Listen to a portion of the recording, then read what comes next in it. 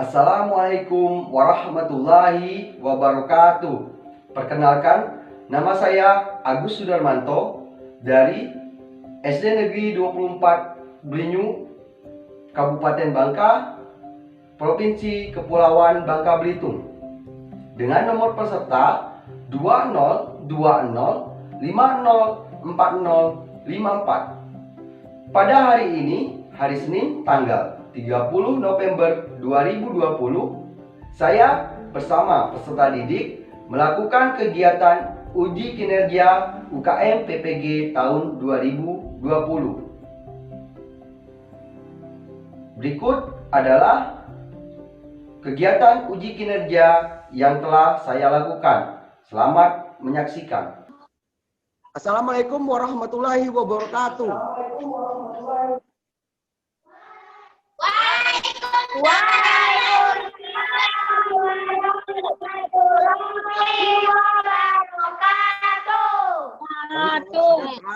Sehat semua ya.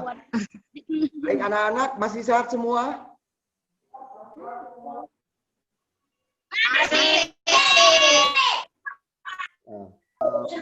Hari ini sudah hadir semua. Ya. Ingat ya anak-anak ya, protokol COVID dilaksanakan.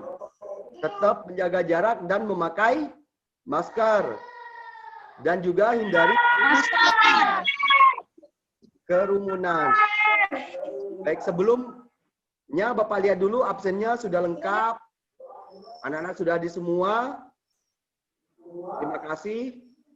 Yang pertama, sebelum memulai pelajaran kita hari ini, tolong untuk Reza memimpin doa. Reza, silakan pimpin doa, Reza. Marilah kawan-kawan kita berdoa menurut agama dan kepercayaan masing-masing. Berdoa mulai.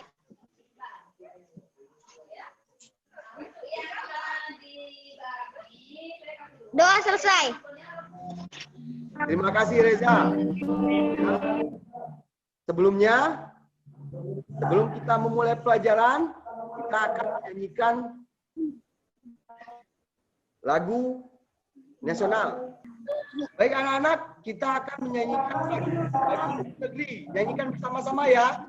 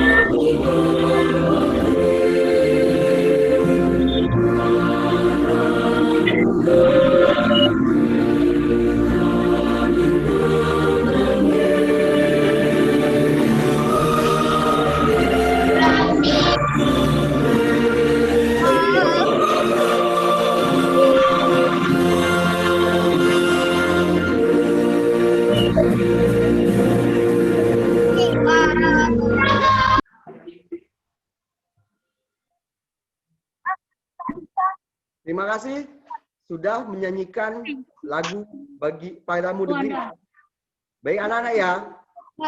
Sebelumnya kita juga akan melihat video literasi tentang bergotong royong dalam bentuk animasi. Silakan menyanyikan video literasi. Tolong dicatat apa-apa yang penting di dalam video literasi yang akan kalian saksikan nanti ya. Lihat video literasi tentang gotong royong dalam bentuk animasi.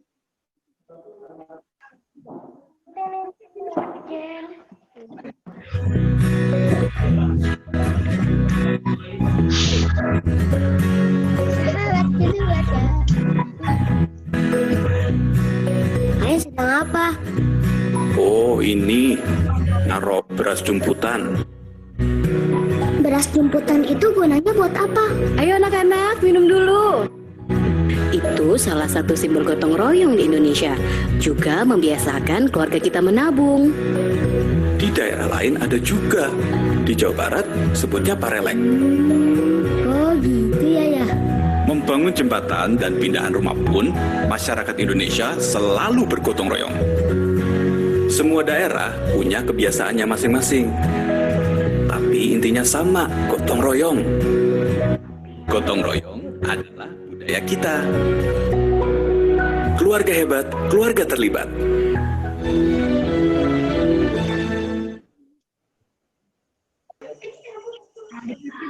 Tadi video tentang literasi tentang gotong royong. Apa yang kalian temukan? Coba Reza. Bergotong royong. Nah, budaya Indonesia bergotong royong. Tiap-tiap daerah, ya anak-anak ya, berbeda caranya, tetapi intinya sama, yaitu bergotong royong dalam membangun apapun untuk kepentingan bersama. Contohnya tadi apa? Gambar apa? Membangun apa? Membangun jembatan. Terus membangun rumah. Ya. Baik, kita telah menyaksikan video. Sekarang Bapak akan melakukan sedikit apresiasi, mengingat kembali tentang pelajaran kita yang lalu. Kita kemarin belajar tentang pantun. Contoh pantun yang pernah Bapak kasih ke kalian, apa coba? Tentang COVID. Sama-sama ya. Tertatih-tatih bawa beras. Beras diantar sebelum malam. Terhindar dari COVID-19 bila kita ingat 3M. Apa itu anak-anak 3M? Memakai masker. Jaga jarak. Ingat? Mengapa kita lakukan ini? Agar kita supaya terhindar dari COVID-19.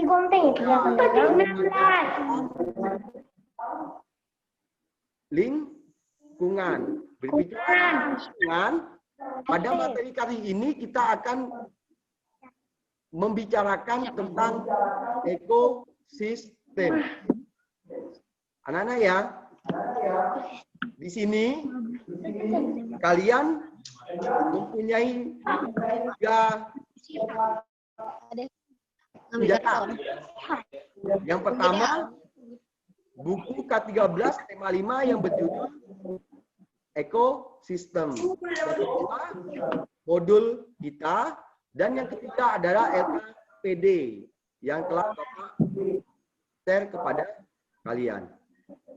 Ya, baiklah, Bapak akan membacakan tujuan pembelajaran kita pada hari ini.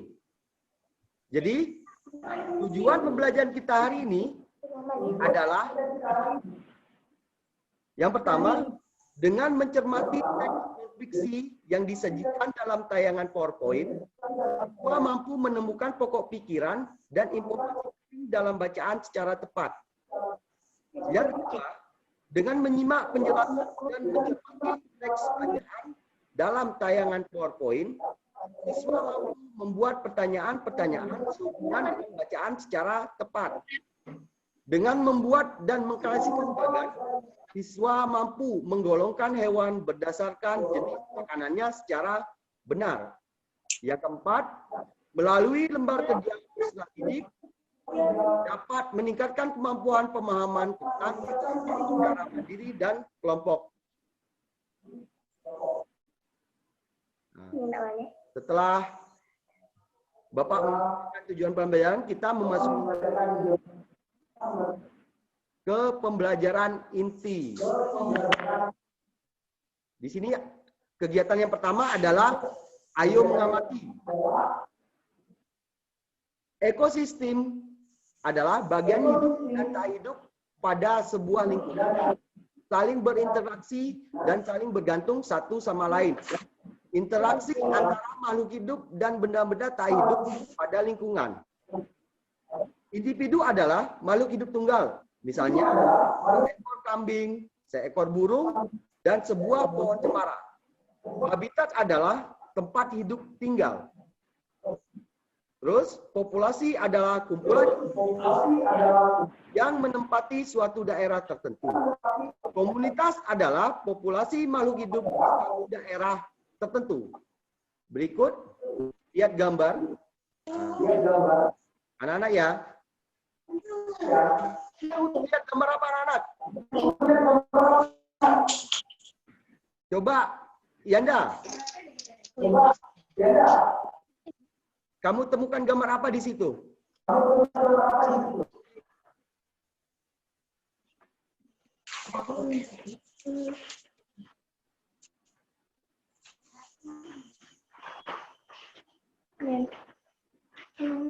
Coba Reza, gambar apa yang ketemu? Hewan. Hewan apa? Hewan saja apa saja? Gajah. Terus? Badak. Jerapah. Nah, terus? Kuda Nil. Daniel. Burung. Burung. Rusa. Rusa. Terus ada pohon.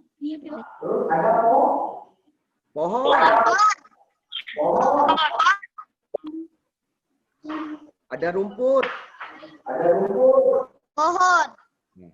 Terus benda yang hidup, benda yang mati atau tidak bergerak. Apa di situ? Singa. Ada Singa. air, Itu benda tak hidup. Ada apa lagi? Ada tanah. Singa. Mata, Singa. matahari, mata hidup. Matahari. Rumput. Rumput adalah air. Matahari. Burung. Ya. Sekarang coba Reza, tolong bacakan yang ada di layar tentang ekosistem. Komponen ekosistem. Ekosistem dapat tercipta apabila terpenuhi dua komponen yang membentuknya sesuai dengan pengertian dari ekosistem di atas, yaitu biotik. Komponen yang terdiri atas seluruh makhluk hidup yang tinggal di ekosistem tersebut dari tingkat taksonomi yang paling rendah hingga yang paling tinggi. Abiotik, sebuah benda fisik, kimia, nutrisi yang ada di tempat tersebut dalam suatu waktu dan menjadi relung serta penyangga kehidupan bagi komponen biotik. Tanpa komponen abiotik, komponen biotik tidak akan ada. Nah, pintar. Terima kasih Reza. Beri tepuk tangan kepada Reza dulu. Tangan.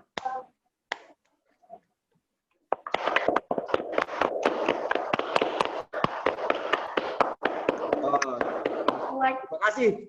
Ya, jadi komponen abiotik, tanpa komponen abiotik, komponen biotik tidak akan ada. Contohnya, misal kita tidak ada komponen biotik,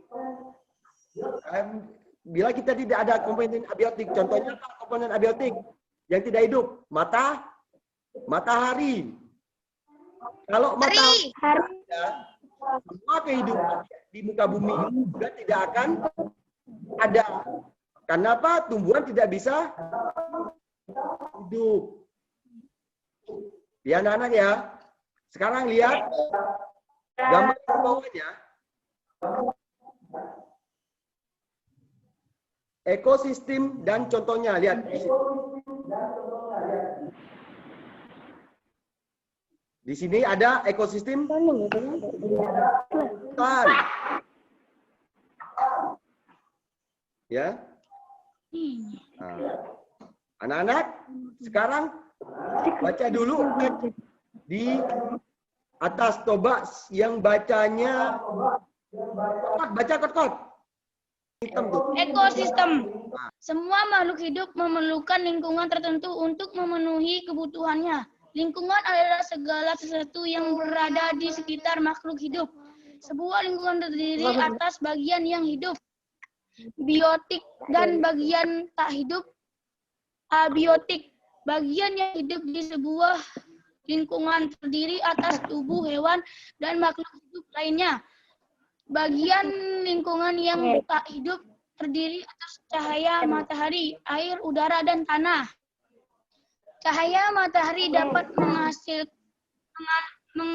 menghangatkan udara, air, dan tanah agar mencapai suhu yang sesuai kebutuhan hidup makhluk hidup. Cahaya matahari juga membantu membuat makanan, air, dan tanah merupakan bagian penting dari sebuah lingkungan. Air yang turun dalam bentuk hujan meresap ke dalam tanah. Air di dalam tanah ini akan dimanfaatkan oleh tumbuhan yang hidup di atasnya dan makhluk hidup kecil lainnya yang hidup di dalam tanah. Bagian hidup dan tak hidup di sebuah lingkungan saling berinteraksi dan saling bergantung satu sama lain. Interaksi antara makhluk hidup dan benda-benda tak hidup di sebuah lingkungan disebut ekosistem. Ekosistem tersusun atas individu, populasi, dan komunitas. Individu adalah makhluk hidup tunggal. Misalnya, seekor kambing, seekor burung, dan sebuah pohon cemara. Tempat individu tinggal disebut habitat. Populasi adalah kumpulan individu sejenis yang menempati suatu daerah tertentu. Contoh di sebuah kolam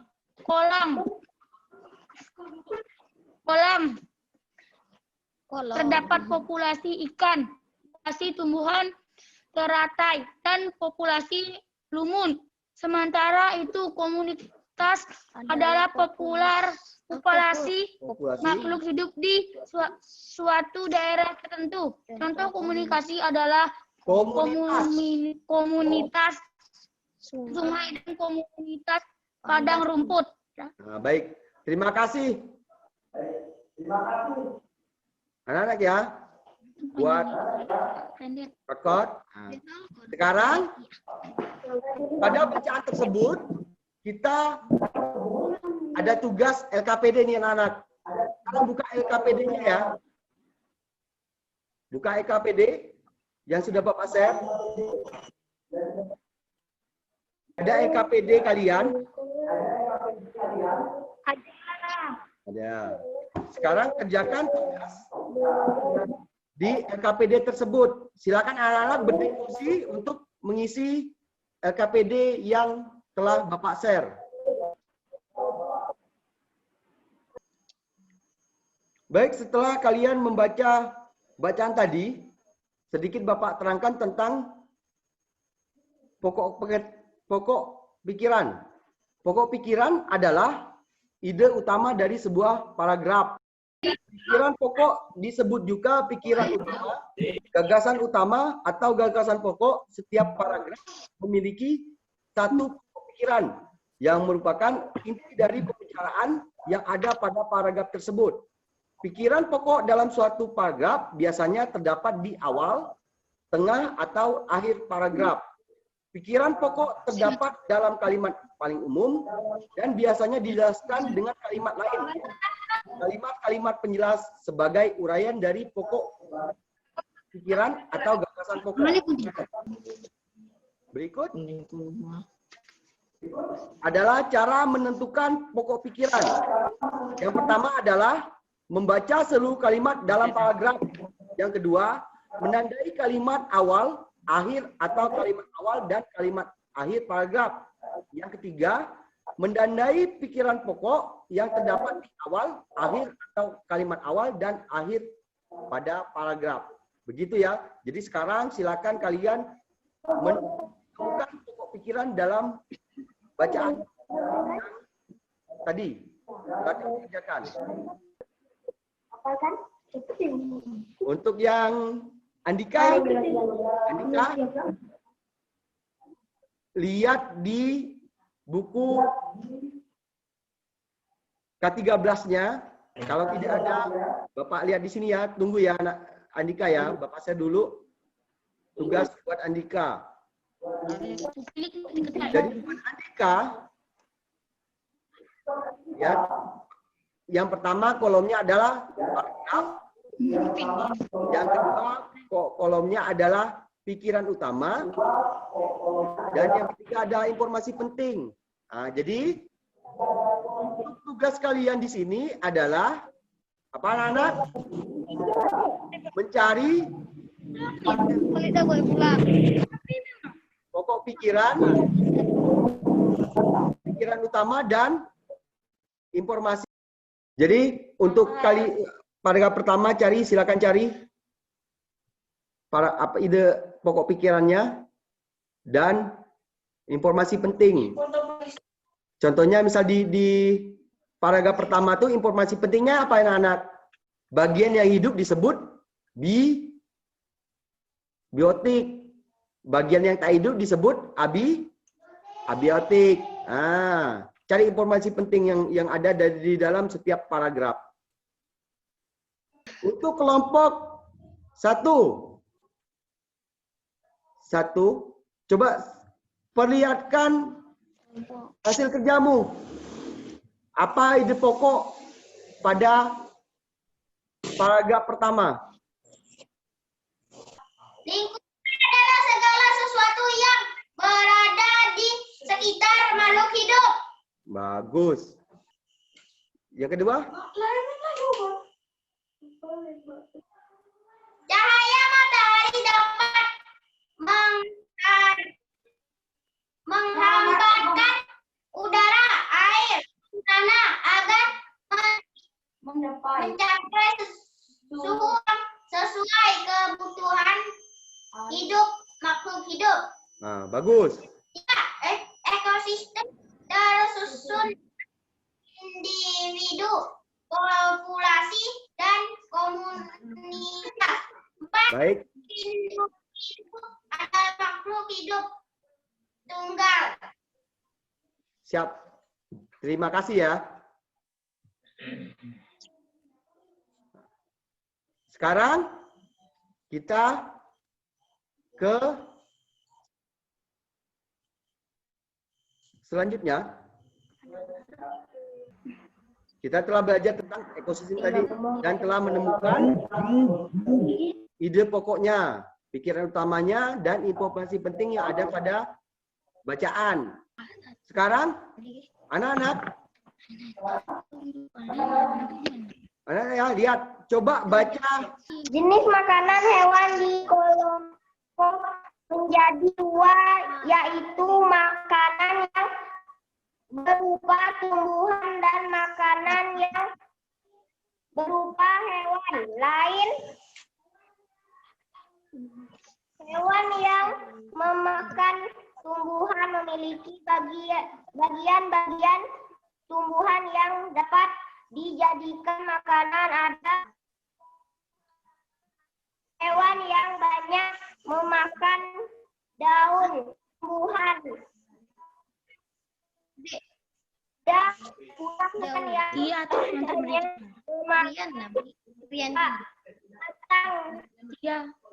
buah atau hanya biji. Namun ada beberapa jenis hewan yang memakan lebih dari satu bagian tumbuhan tersebut. Bagian tanaman merupakan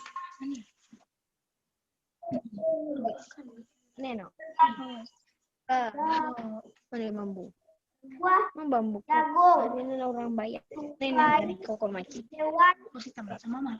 belatung, senang memakan bagian dalam buah dan ini seringkali merugikan para petani buah-buahan.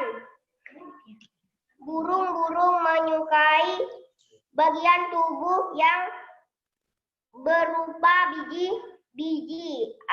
biji-biji padi. Baiklah anak-anak ya. Semuanya masih semangat?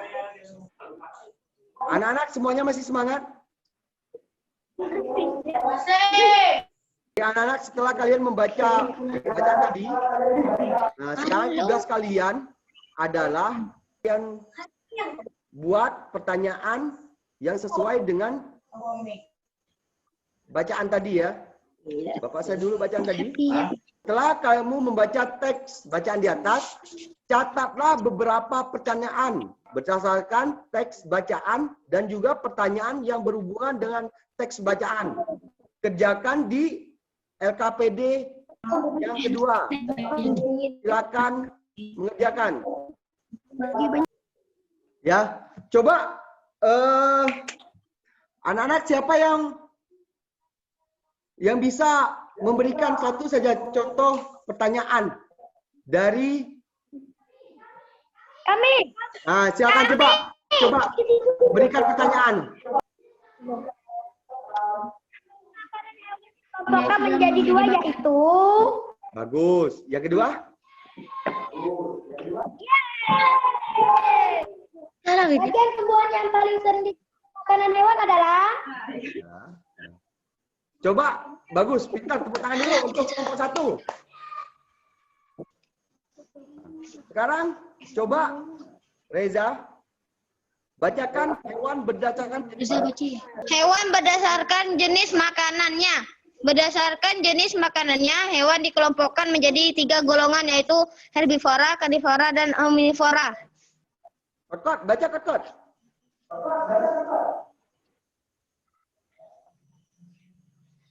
Herbivora. Herbivora adalah kelompok hewan pemakan tumbuhan. Hewan yang termasuk herbivora antara lain A. Bangsa burung, misalnya burung nuri, kakak tua, burung beo, merpati, betet, dan sebagainya. B. Bangsa mamalia hewan menyusui, misalnya kuda, sapi, kerbau, kambing, kelinci, kucing, dan sebagainya. C. Bangsa serangga, misalnya Walang sangit, belalang, capung, kutu, daun, dan sebagainya. Hewan mamalia yang akan tumbuhan memiliki gigi seperti tajam, tidak bertaring, dan gigi gerahamnya bergelombang. Paru burung pemakan biji mempunyai ujung yang runcing tetapi tidak terlalu panjang. Sedangkan burung pemakan madu mempunyai paruh yang panjang untuk menembus bunga dan menghisap madu. Herbivora yang makan buah-buahan disebut frutivora. Frutivora. Nah, sekarang untuk yang ciri-cirinya herbivora adalah 1, hewan jenis ini melahirkan anaknya dengan cara beranak. Hewan ini berdarah panas. Hewan herbivora berkaki 4. Hewan pemakan tumbuhan tergolong hewan mamalia. Kebanyakan hewan ini hidup di daratan, memiliki geram yang lebar. Dari ciri-ciri herbivora. Sekarang kita ke karnivora. Karnivora adalah kelompok hewan pemakan daging atau pemakan hewan lain. Mamalia pemakan daging memiliki gigi taring yang tajam. Hewan yang termasuk karnivora adalah bangsa burung, bangsa serangga. Bangsa burung tadi misalnya elang, raja wali, burung hantu. Bangsa serangga misalnya nyamuk, laba-laba, dan sebagainya. Bangsa mammalia seperti harimau, singa, serigala, dan sebagainya. Bangsa reptil seperti ular, komodo, bunglon, cecak, dan toket. Bangsa ikan misalnya hiu, arwana, dan lohan. Ya, di situ di tayangan kita ciri-ciri karnivora. Ciri-cirinya makanannya berupa daging-dagingan, memiliki kemampuan yang baik dalam memangsa dan berburu. Hewan karnivora adalah hewan yang termasuk ke dalam kategori hewan menyusui. Hidupnya sebagian besar di darat dan sebagian kecil di laut. Memiliki gerakan yang cepat dan pengintaian yang tajam. Memiliki penglihatan yang tajam dan pendengaran yang kuat. Berkuku dan juga bertaring yang bergunanya untuk merobek dan mengoyak daging mangsanya. Pada umumnya, ciri-ciri karnivora ini banyak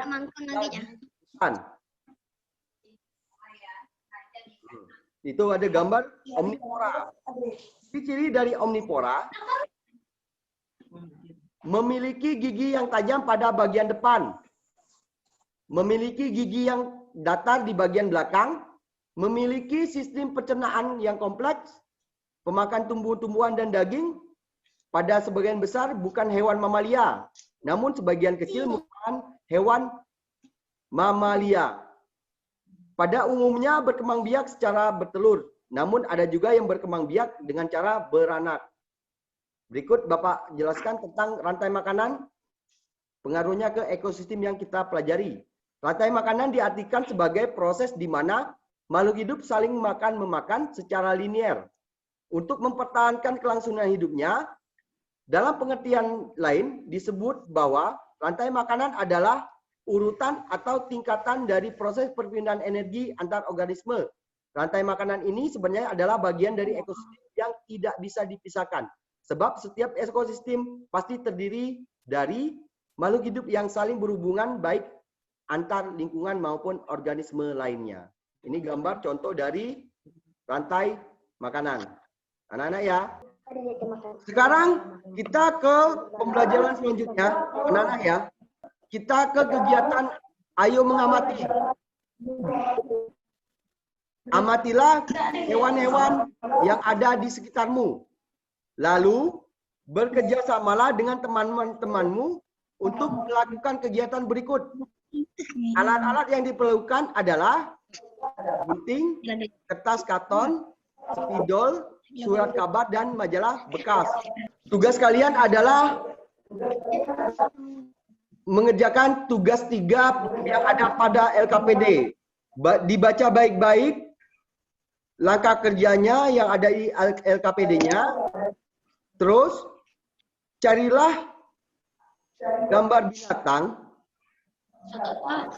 atau hewan yang ada di surat kabar atau majalah. Lalu gunting dengan menggunakan gunting ya. Tempelkan pada kertas karton. Nah. Ya. Ya Nana ya, sekarang silakan mengerjakan tugas yang ada di dalam LKPD yang ketiga. Silakan mengerjakan. Baik, sekarang kita ke kegiatan penutup.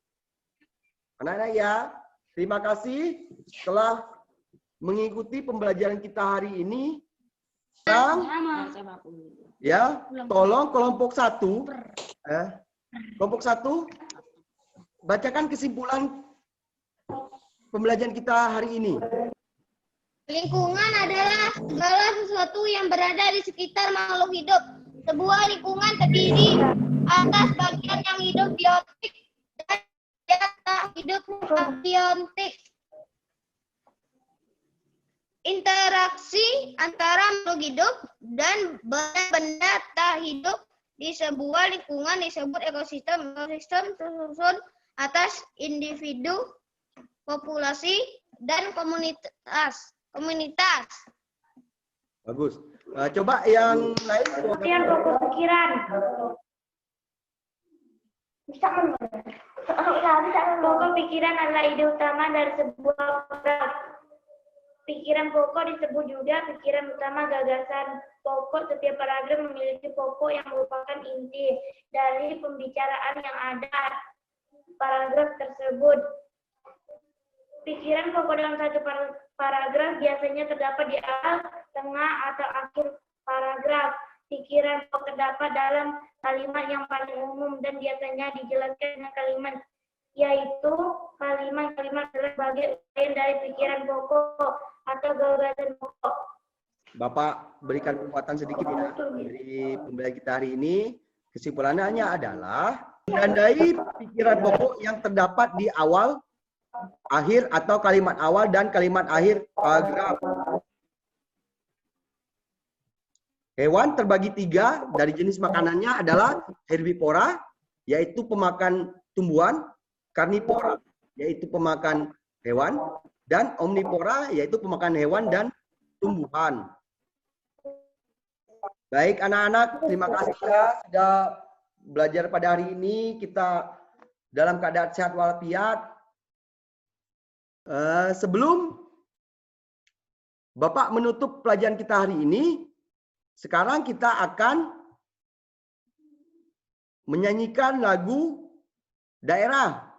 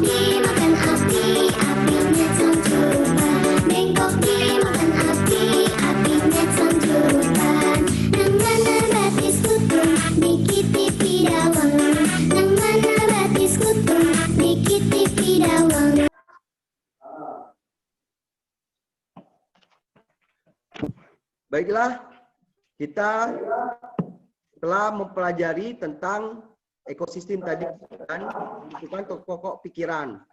Untuk pembelajaran selanjutnya, kita akan belajar tentang ekosistem tundra, ekosistem sungai, ekosistem laut, dan lain-lain. Untuk menutup pembelajaran kita hari ini, silakan Reza pimpin doa untuk menutup pembelajaran kita hari ini. Reza, baca doa Reza, silakan. Marilah kawan-kawan kita berdoa dan menurut agama dan kepercayaan masing-masing. Berdoa mulai.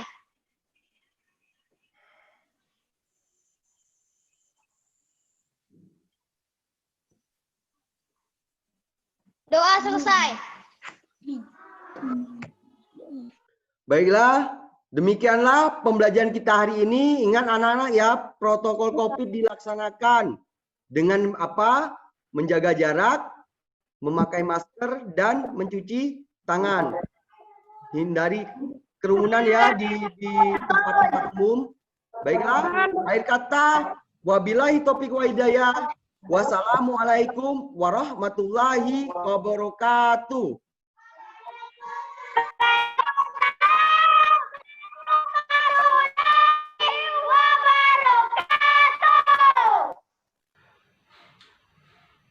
Terima kasih telah menyaksikan kegiatan uji kinerja yang telah saya lakukan.